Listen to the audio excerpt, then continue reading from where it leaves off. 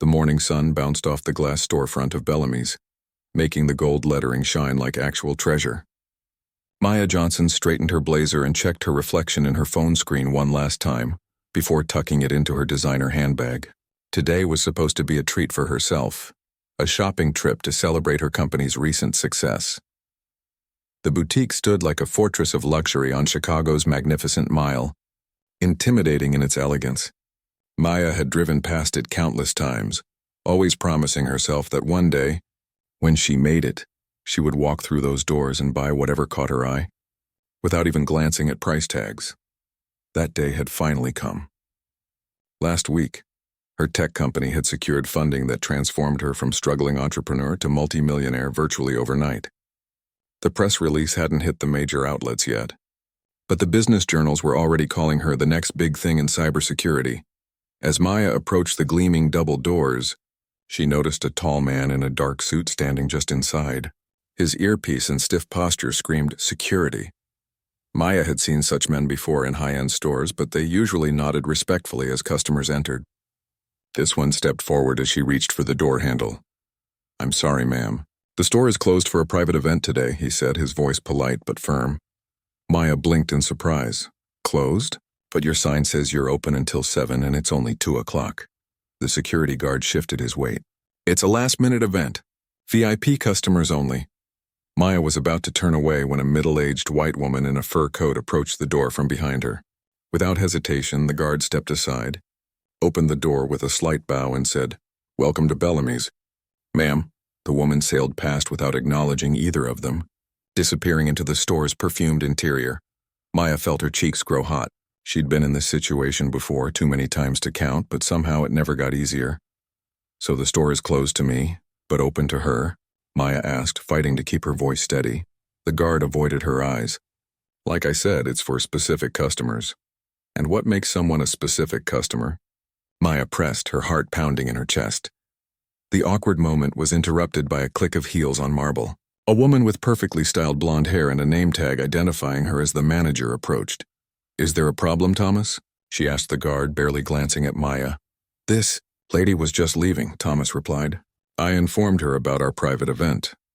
The manager finally turned her attention to Maya, her eyes making a quick assessment of Maya's appearance, from her natural hair styled in a professional updo to her tailored suit and the designer handbag that had cost more than some people's monthly rent.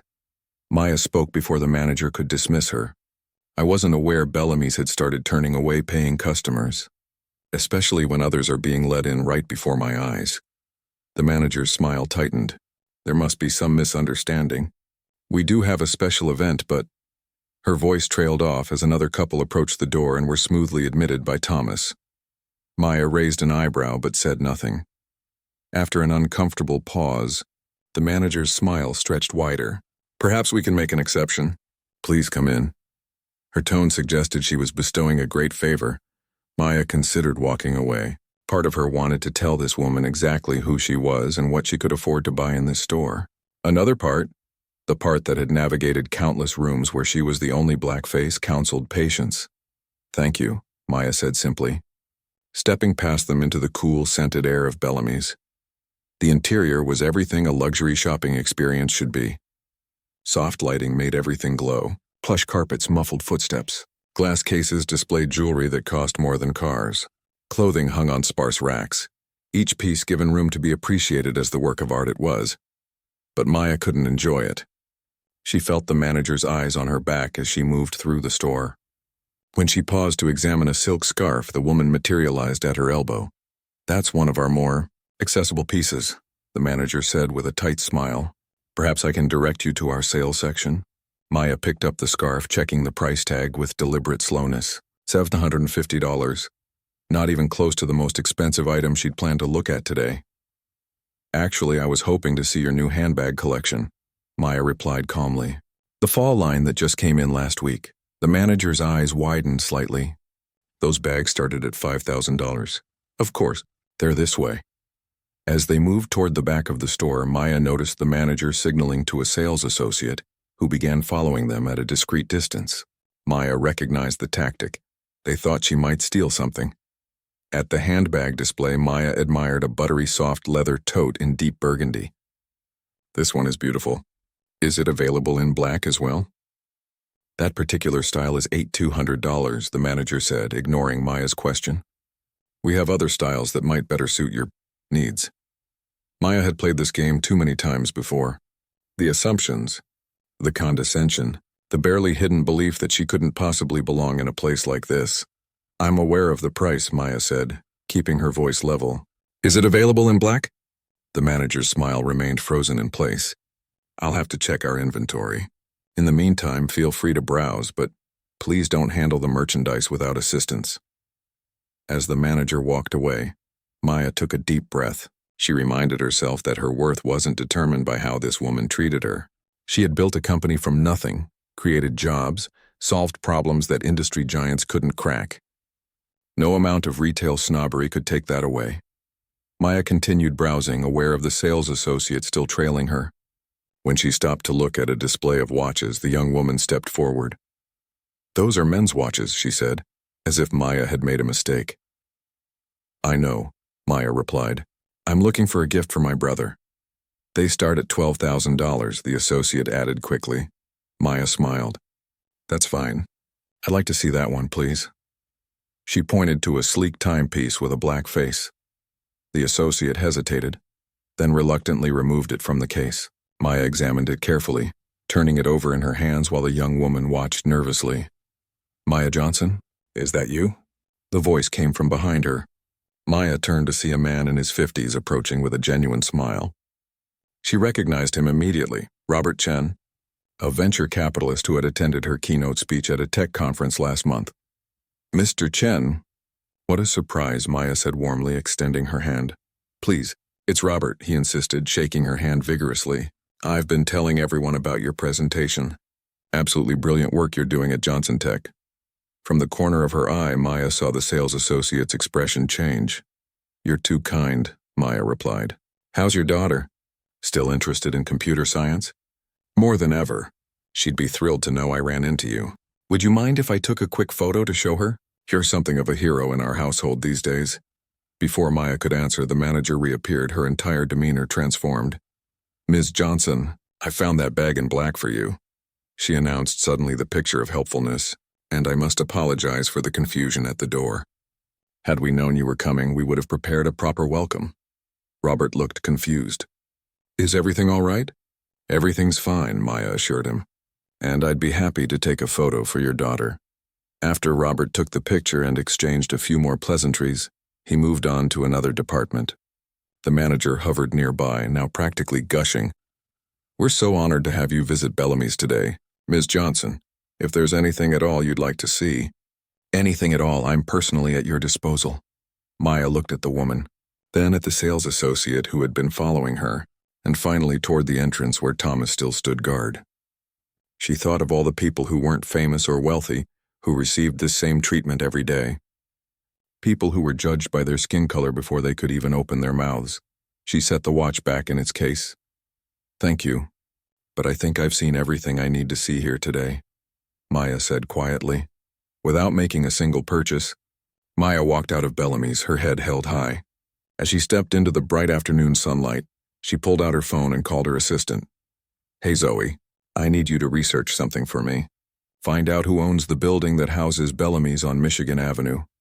The sleek glass elevator carried Maya to the top floor of the downtown office building, where Johnson Tech occupied the entire level.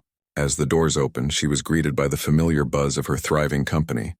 Phones ringing, keyboards clicking, the low hum of focused conversation. Morning, Ms. Johnson, called out Zoe, rushing toward her with a tablet in hand. You've got back-to-back meetings starting in 20 minutes. And the team from Singapore wants to bump up their call to discuss the expansion. Maya nodded, still distracted by yesterday's incident at Bellamy's. Thanks. Zoe, did you find anything about that building I asked about? Zoe's face lit up. Oh, yes, I have a whole file ready for you. The property is owned by Westbrook Holdings. It's a historic building from the 1920s. Want me to send the details to your email? Print them out for me, Maya said. I want to look at them during lunch. As she walked through the office, Maya exchanged greetings with her team members. 5 years ago, Johnson Tech had been just 3 people working out of her apartment. Now 60 employees filled this space, and their cybersecurity software protected some of the biggest companies in the world. Last month's funding round had changed everything. $300 million. Maya still couldn't quite believe it. The investors had valued her company at over $1 billion, making her worth more money on paper than she could have imagined growing up in her grandmother's small house on the south side. Maya reached her office and closed the door, taking a moment to breathe. The wall of windows offered a stunning view of Lake Michigan, but today she barely noticed it. She couldn't shake the feeling of humiliation from yesterday. The security guard's dismissal, the manager's condescension, the way they'd suddenly changed when they realized who she was. Her phone buzzed with a text from her brother. Saw the news about the funding round.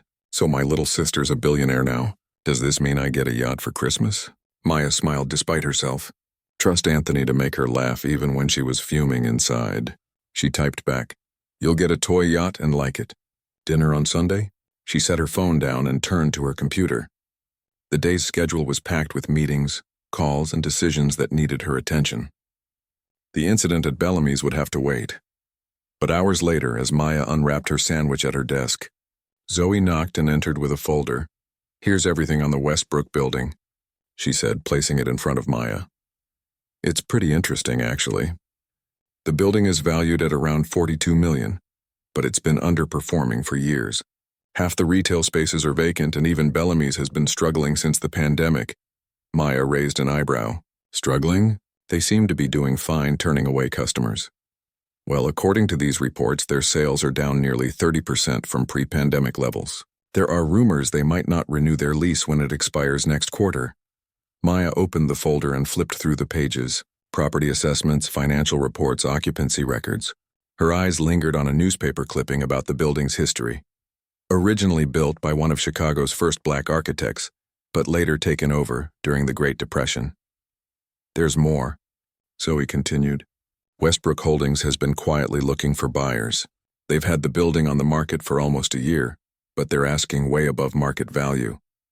Maya tapped her fingers on the desk, thinking, "Who's in charge of our investment portfolio now that we've closed the funding round?" That would be Diane in finance. "Want me to call her in?" 20 minutes later, Diane Chen sat across from Maya, her expression serious as she examined the property documents. "It's an interesting building with great historical significance, but as an investment?" Diane shook her head. "The numbers don't add up. Half empty, overpriced, and needing at least $6 million in renovations. Our investors expect us to put money into tech acquisitions or R&D, not real estate." "What if it wasn't just about the financial return?" Maya asked quietly. Diane looked up, studying her boss's face. "You're serious about this?" "I'm thinking about it," Maya admitted. "And I'd like you to run some projections. What if we revitalized the entire building? Made it a hub for black-owned businesses, tech startups, maybe even a Johnson Tech satellite office?" "That's not a crazy idea," Diane said slowly. "Property in that area will eventually bounce back, and the PR value alone might be worth it." She paused. "Mind if I ask what brought this on?" Maya hesitated, then told her about the experience at Bellamy's. As she spoke, she could see Diane's expression harden. "That's exactly why we need more people like you in positions of power," Diane said when Maya finished. "They can't keep treating people this way." "It's not just about getting back at one snooty boutique," Maya clarified. "It's about changing the whole system. What if we could create a space where everyone feels welcome, where black entrepreneurs get the same opportunities as everyone else?" Diane was already typing on her tablet. "Let me work up some numbers for you. We'd need to create a separate holding company for the purchase to keep it off Johnson Tech's main books. I can have a proposal ready by tomorrow morning." "Make it good," Maya said with a small smile. "I have a feeling we're going to need to move quickly." The next few days passed in a blur. Between running her company and exploring the potential building purchase, Maya barely had time to sleep. She visited the building twice, walking the perimeter, studying it from across the street, trying to envision what it could become under her ownership. On Friday afternoon, she sat in a conference room with her financial team and a real estate attorney named Paul Wong. "Westbrook rejected our first offer," Paul reported, sliding a paper across the table. "But they countered with this. They've come down $7 million from their asking price." Maya looked at the number. $35 million. Still steep, but within the range her team had calculated as fair value. What's your advice, Paul? She asked. Counter at 32, he suggested. They're motivated sellers and the market knows this building has issues. We should be able to meet in the middle, Maya nodded. Draft the counteroffer, and remember, absolute confidentiality on this. I don't want anyone knowing I'm the buyer until the deal is done. Paul gathered his papers. Of course. We'll continue working through Horizon Holdings as the purchasing entity. Your name won't appear on any documents until closing, if that's what you prefer. After the meeting, Maya walked to the windows overlooking the city. The sun was setting, turning the lake into a sheet of copper. In the distance, she could make out the distinctive shape of the Westbrook building. Her phone rang. Anthony calling. Hey, big shot, he greeted her. You still coming to Mom's birthday dinner tomorrow? She's been bragging to the whole neighborhood about her billionaire daughter. Maya laughed. I'm not technically a billionaire yet. And yes, I'll be there. Wouldn't miss it. Good, because she's invited half the church and I'm not facing that crowd alone. What have you been up to this week? You sound tired, Maya hesitated. She hadn't told anyone in her family about the building purchase yet. Just busy with work. The usual. The usual for you means taking over the world, Anthony joked. Seriously, though, you taking care of yourself? I'm trying, she promised. See you tomorrow. After hanging up, Maya checked her email one last time before heading home. There was a new message from Diane with a simple subject line. They accepted. Maya's heart skipped a beat as she opened it. The counteroffer of $32 million had been accepted by Westbrook Holdings. There would be due diligence, paperwork, and a million details to work out, but the building would be hers. She leaned back in her chair, a complex mix of emotions washing over her. Pride, satisfaction, a touch of nervousness about taking on such a big project. And yes, a small but undeniable thrill at the thought of the looks on those Bellamy's employees' faces when they learned who their new landlord was. But more than anything, Maya felt purpose. This building wouldn't just be a revenge purchase. It would be a statement, a reclaiming of space, a way to help other entrepreneurs who looked like her get their foot in the door in a world that too often tried to keep them out. The next morning, as Maya helped her mother set up for the birthday party, her phone buzzed with a text from Paul. Contract signed.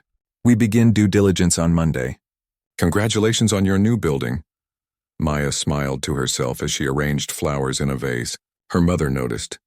What's got you looking so pleased with yourself? She asked, hands on hips. Maya considered telling her everything but decided to wait until the deal was completely final. Just happy to be here with you, Mom. Big things are happening. Her mother studied her face for a moment, then nodded. I've always known big things were in store for you. Ever since you were little. As guests began arriving for the party, Maya put her phone away and focused on celebrating her mother. The building would be there on Monday. Today was for family, the people who had believed in her long before anyone else did. But in the back of her mind, she was already planning her next steps. The building renovations, the business plan, and yes, what she would say when she finally came face to face with the manager and security guard who had tried to turn her away. Maya stared at the stack of documents on the conference table, each one bearing her signature. The purchase was official. The historic Westbrook building now belonged to Horizon Holdings, which belonged to her. Congratulations, Paul Wong said, sliding the final document into his leather portfolio. You're now the proud owner of one of Chicago's architectural landmarks. And about $20 million in needed repairs, he added with a wry smile. The best things in life are never easy, Maya replied, feeling a strange mix of elation and terror. She had just spent a significant chunk of her newly acquired wealth on a building that most financial advisors would have told her to avoid. Diane handed her a glass of champagne. To new beginnings. The small group gathered in the conference room, Maya, Diane, Paul, and Zoe, clinked glasses. They were the only people who knew about the purchase. So what's next? Zoe asked. When do we tell Bellamy's they have a new landlord? Maya took a sip of her champagne. Not yet, I want everything in place first. Diane, where are we with the renovation plans? Diane pulled up a presentation on her tablet. I've been working with the architects you recommended. They've drawn up preliminary plans for the entire building. She passed the tablet to Maya. They're excited about restoring the original features while modernizing the infrastructure. Maya scrolled through the renderings. The building's historic facade remained intact, but inside the spaces were transformed, bright, open, accessible. The vision was taking shape. What about current tenants? Maya asked. Most are on month-to-month leases since Westbrook had been planning to sell, Paul explained. Bellamy's is the exception. They have 6 months left on their lease with an option to renew for 5 years. Maya nodded slowly. Send letters to all the tenants introducing Horizon Holdings as the new owner. Keep it simple, professional. No mention of me. And Bellamy's? Zoe asked, not hiding her eagerness to see the store get its comeuppance. Same letter as everyone else for now, Maya decided.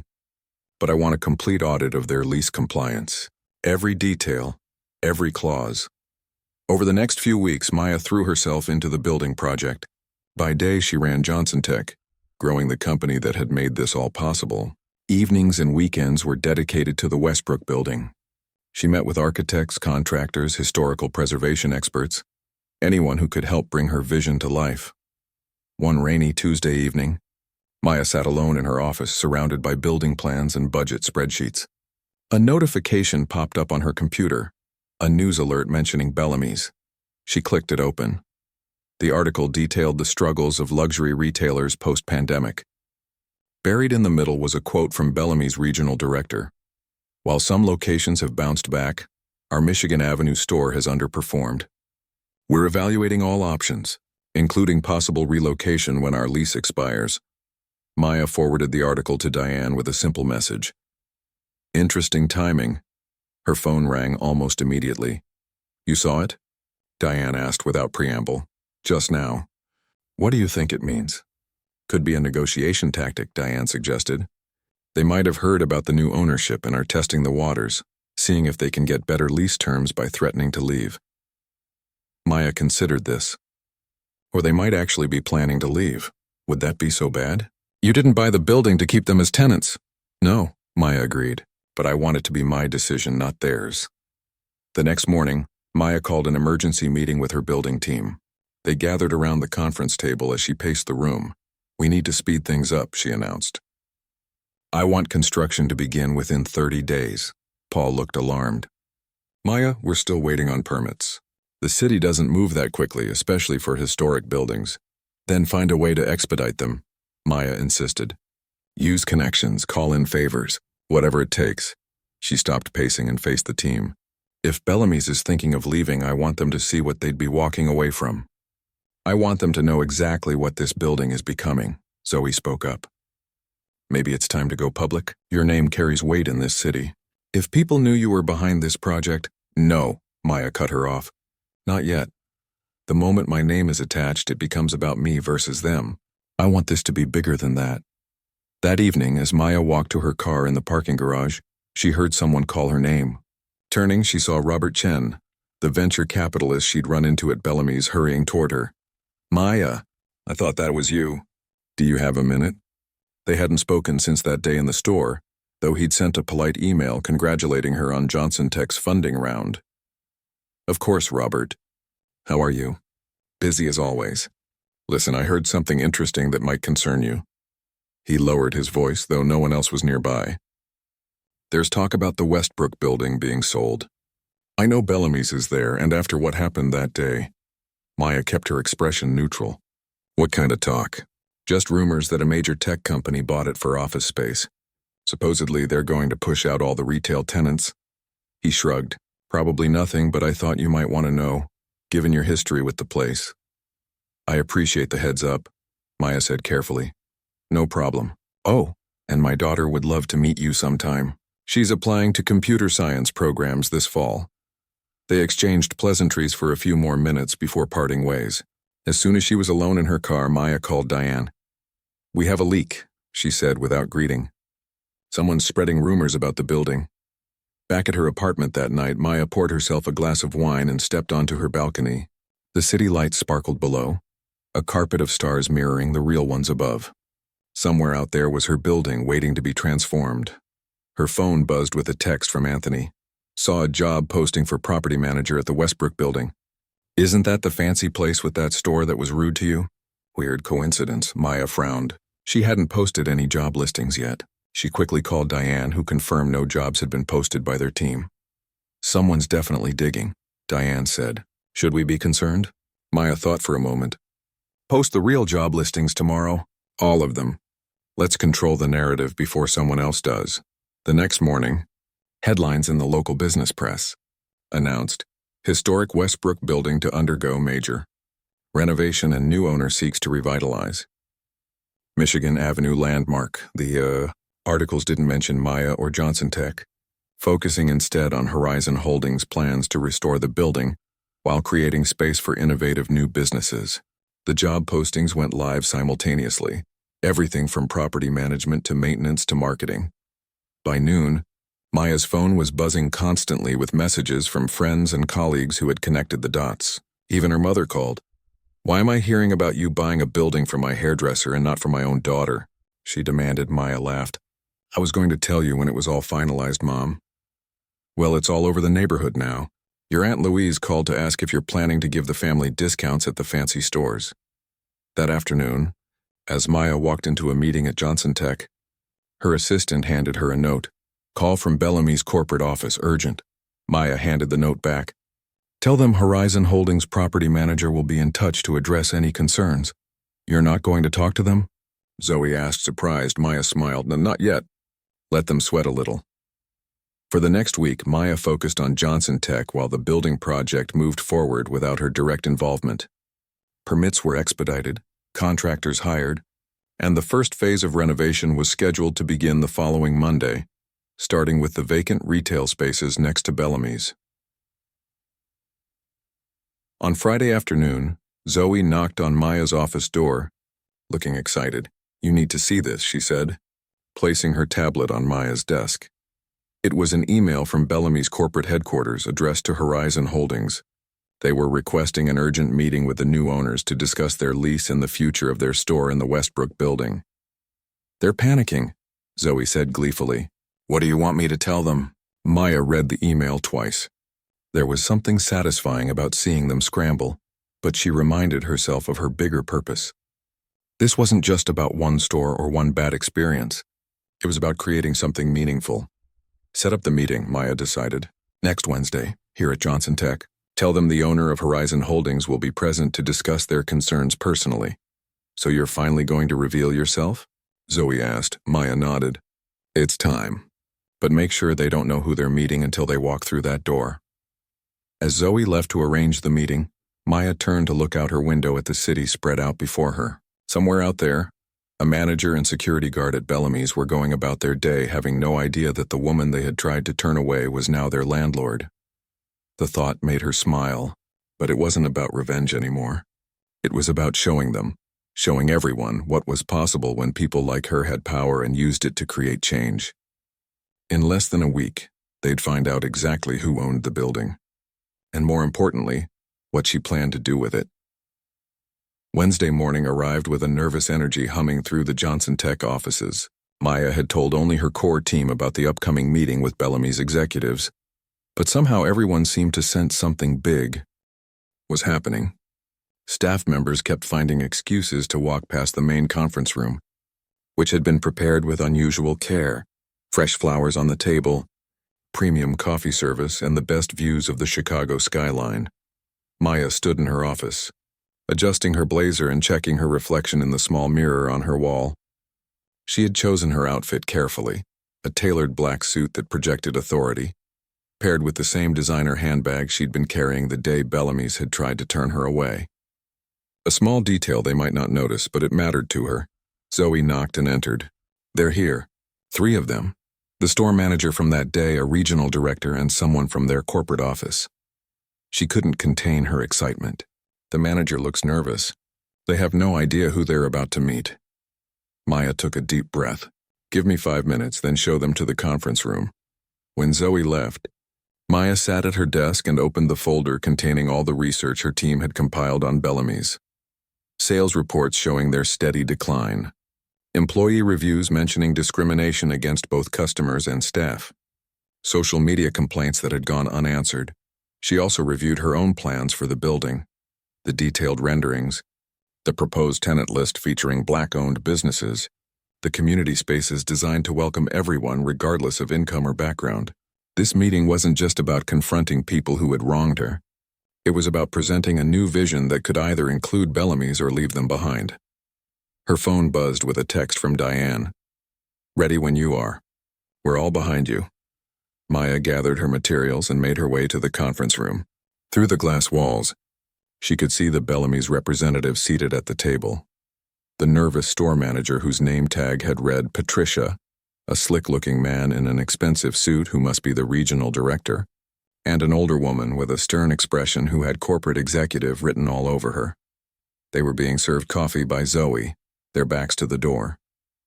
None of them saw Maya enter. "Good morning," she said. All three turned.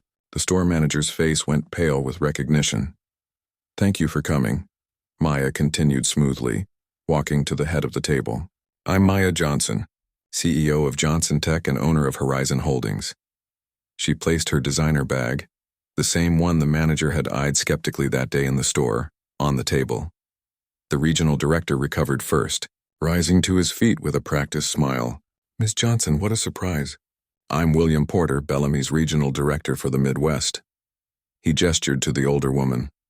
"This is Gwen Richardson, our vice president of real estate." Maya shook their hands, noting how firmly they gripped hers, how earnestly they smiled. Then she turned to the store manager, who had not stood up. "I believe we've met before," Maya said. "Patricia, isn't it?" Patricia nodded, her face a mixture of embarrassment and fear. "Yes, I didn't realize you were the one who purchased the building." "Few people did," Maya replied, taking her seat. "Now I understand you wanted to discuss the future of your lease." William Porter jumped in quickly. "Yes, we're very excited about the renovation plans for the building. Bellamy's has been a fixture on Michigan Avenue for over 15 years, and we're looking forward to being part of its next chapter." "Are you?" Maya asked, opening her folder.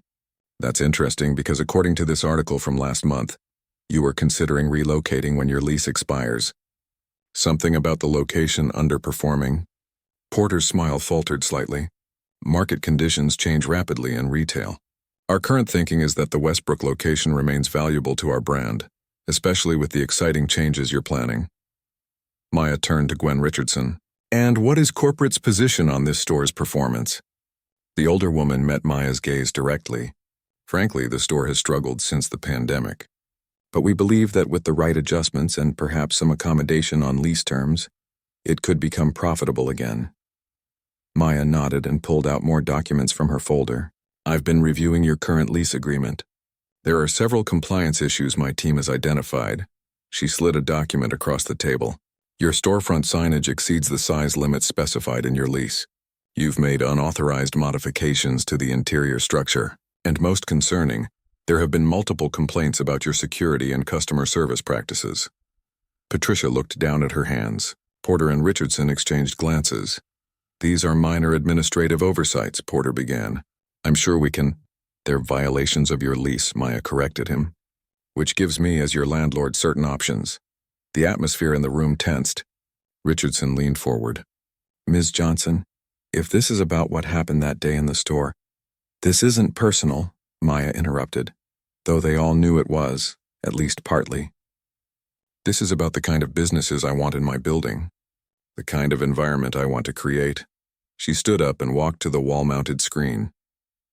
With a tap on her tablet, she brought up the architectural renderings of the renovated building. The Westbrook building was originally designed by William Morris, one of Chicago's first successful black architects. Few people know that history because it was deliberately obscured when the building changed hands during the Depression. She advanced through the slides, showing the planned renovations. "I'm restoring not just the physical structure, but the spirit of innovation and inclusion the building was meant to embody." The Bellamy's executives watched in silence as Maya showed them floor plans featuring spaces for small businesses, a technology incubator, community meeting rooms, and an exhibition area dedicated to the building's history. "As for the retail spaces," Maya continued, "priority will be given to businesses that demonstrate a commitment to diversity, equity, and inclusion, not just in their marketing, but in their hiring, their customer service, and their business practices." She turned to face them directly. "Bellamy's current approach doesn't align with that vision. Patricia looked up, finding her voice for the first time. What exactly are you saying? I'm saying you have two options, Maya replied. Your lease expires in 5 months. Option 1, you leave when it ends and we part ways. Option 2, you transform how you do business in my building. She handed each of them a document. This is what renewal would require. Comprehensive diversity training for all staff.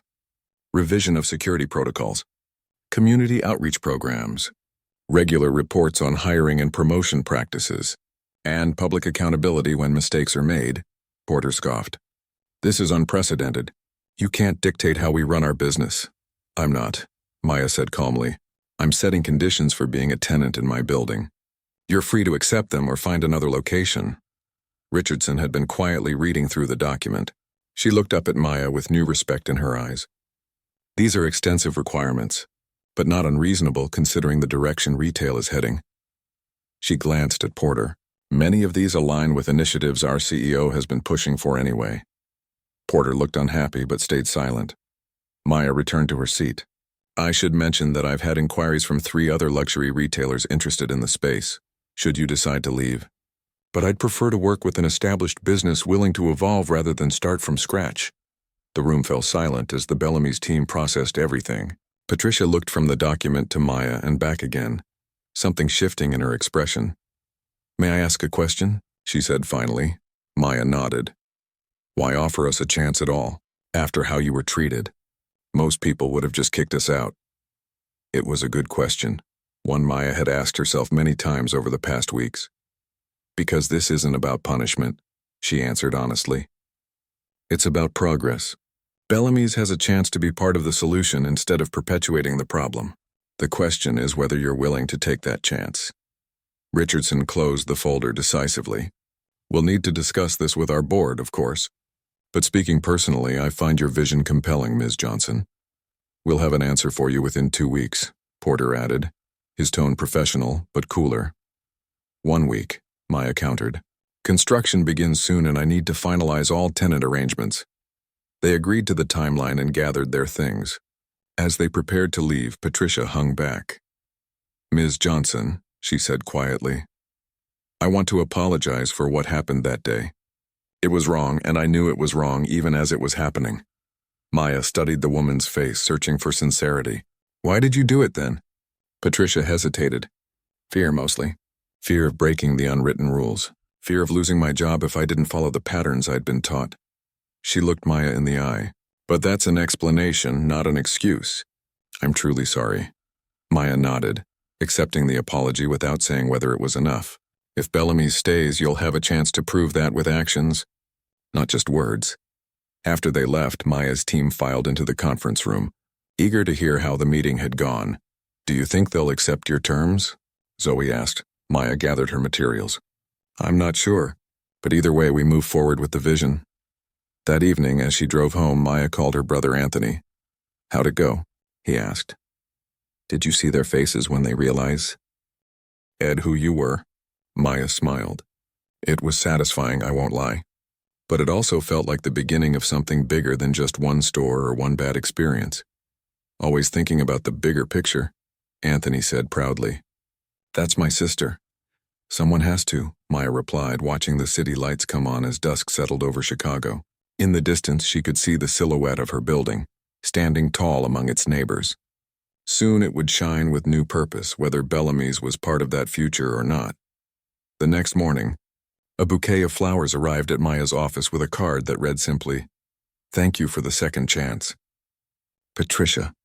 Maya placed the flowers on her conference table and got back to work. The real changes were still to come. The week passed in a blur of meetings, construction updates, and media inquiries. Word had gotten out about Maya's purchase of the Westbrook building and her plans to transform it. Local news channels ran stories about the historic significance of the building and its connection to one of Chicago's pioneering Black architects. Business journals praised the innovative approach to creating spaces for underrepresented entrepreneurs. Social media buzzed with speculation about which stores would remain and which would go. Through it all, Maya maintained her focus on the vision, not the attention. She declined most interview requests, preferring to let the work speak for itself. When she did speak to the press, she emphasized the building's history and future, not her personal experience with Bellamy's. The Westbrook building was designed to be a place of opportunity and excellence, she told a reporter from the Chicago Tribune. I'm simply restoring that original purpose in a way that fits our current moment. On the morning of the deadline she'd given Bellamy's, Maya sat in the construction trailer that had been set up across from the building. Through the window, she could see workers covering the ornate facade with scaffolding and protective sheets. The boutique's elegant signage was barely visible now, and a temporary walkway had been erected to allow customers to enter the store. Diane entered, carrying 2 coffee cups. They're cutting it close, she remarked, handing one to Maya. No word yet.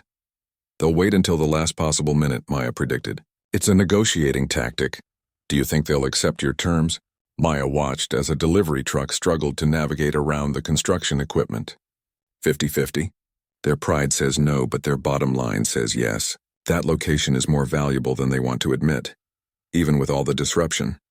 And if they say no, then we move forward with alternate plans. Maya pulled out her tablet and showed Diane the proposal she'd been working on. A marketplace concept, multiple smaller vendors sharing the space with a focus on Black-owned luxury brands.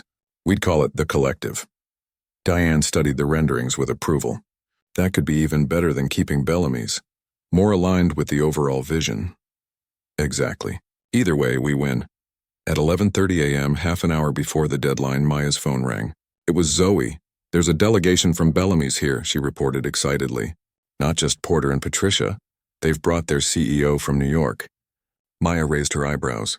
Their CEO? That's unexpected. She's asking to meet with you personally.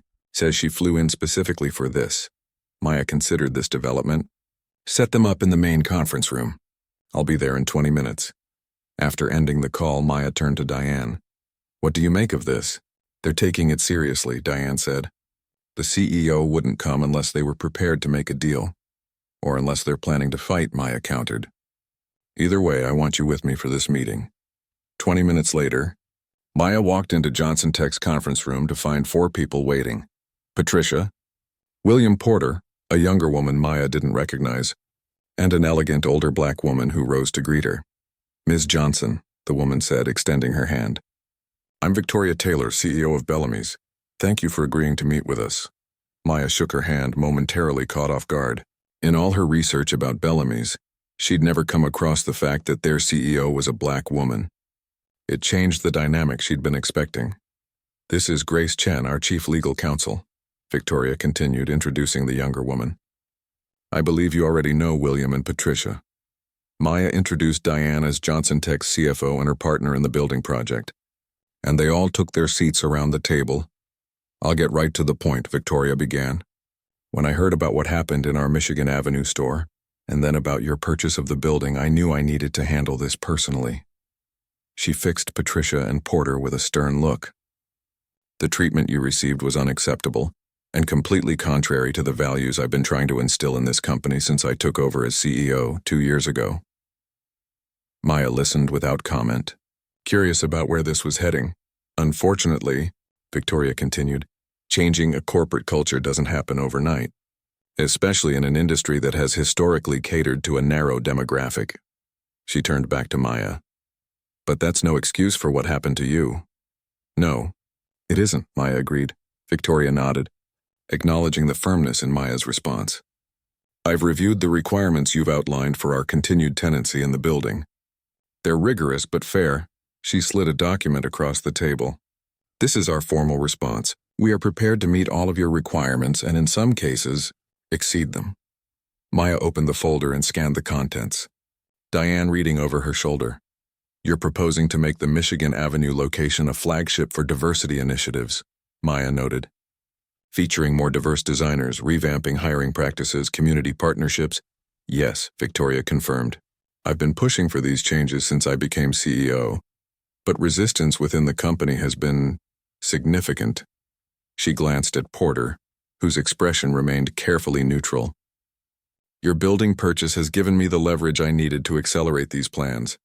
Maya looked up, reassessing the woman across from her. You're using my ultimatum to push through your own agenda, Victoria smiled. Let's just say our goals appear to be aligned. Sometimes change needs external pressure. Diane pointed to a section in the document, You're proposing to fund scholarships for young designers from underrepresented communities. That wasn't in our requirements. That's something I've wanted to implement for years, Victoria explained. This seemed like the right opportunity to make it happen. Maya studied the CEO thoughtfully. The woman was smart, using this situation to further her own vision for the company while also meeting Maya's demands. It wasn't what Maya had expected, but it might be even better. What about the current staff? Maya asked, looking directly at Patricia and Porter. Will they be part of this transformed store? Victoria's expression hardened slightly. There will be changes in personnel. Those who can adapt to our new direction will stay.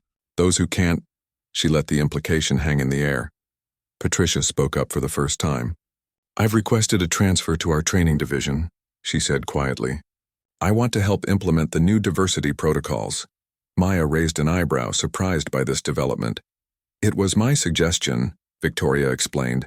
Patricia has first-hand experience with how our failures in this area can damage our reputation and hurt people. That perspective will be valuable in training. Porter shifted uncomfortably in his seat but remained silent. Maya closed the folder and exchanged a glance with Diane, who gave a subtle nod. I appreciate your personal attention to this matter, Ms. Taylor, Maya said. Your proposal is thorough and goes beyond what I asked for in several key areas. That said, I'll need assurances that these aren't just promises on paper. Absolutely, Victoria agreed. We're prepared to include binding commitments in our lease renewal, with clear metrics and regular reporting. Grace can work out those details with your legal team, Maya nodded. There's one more thing. As part of the building renovation, we're creating a permanent exhibition on the mezzanine level about the history of Black architects in Chicago, including William Morris, who designed the original building. I've read about this, Victoria said. It sounds like an important project. It is, Maya confirmed. And we're asking all tenants to contribute to its development and ongoing maintenance. It would be a significant commitment from Bellamy's, both financially and in terms of public association. Victoria didn't hesitate. We'd be honored to support it. The meeting concluded with handshakes all around and agreements to have their respective legal teams draft the new lease terms. As the Bellamy's delegation prepared to leave, Victoria held back. Ms. Johnson, could I have a word in private? The others filed out, leaving just the two women. I wanted to thank you, Victoria said once they were alone. Not for giving Bellamy's a second chance, but for forcing us to confront our failings. It's not easy being the first Black woman to lead a company with Bellamy's history. I can imagine, Maya said, though until this moment, she hadn't considered the challenges Victoria must face in her position. Companies like Bellamy's don't change unless they're forced to. Victoria continued.